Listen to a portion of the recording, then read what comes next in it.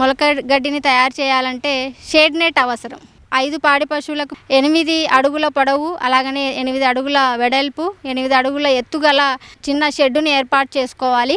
పైన 75% shade నెట్ని కప్పుకోవాలి. Shed లోపల స్టాండ్ని ఏర్పాటు చేసుకోవాలి. మొక్కజొన్న అని కానీ, అలానే బార్లీ, సజ్జ, గోధుమ ఇలాంటి వాటితో మనం మొలక గడ్డిని తయారు చేసుకోవచ్చు. ట్రేలలో ఈ విత్తనాలని ఒకదానికొకటి దగ్గరగా పరుచుకోవాలి. ప్రతిరోజు కూడాను ఉదయం 6 గంటల నుంచి సాయంత్రం 6 గంటల వ్యవధిలో ప్రతి 2 గంటలకు కూడా 1 నిమిషం పాటు నీటిని అందించాలి ఈ విత్తనాలకి.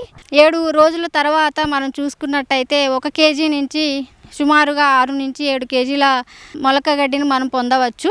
మొలక గడ్డిని వేర్లతో సహా పాడి పశువులకు మేతగా అందించవచ్చు. ప్రతి పాడి పశువుకి ప్రతిరోజు కూడాను 25 కేజీల ఈ మొలక గడ్డిని మేతగా అందించాలి. అంతకంటే ఎక్కువగా మనం ఇవ్వకూడదు. ఎందుకంటే ఇందులో తేమ శాతం ఎక్కువగా ఉండడం వలన పారుకునే అవకాశం ఉంటుంది.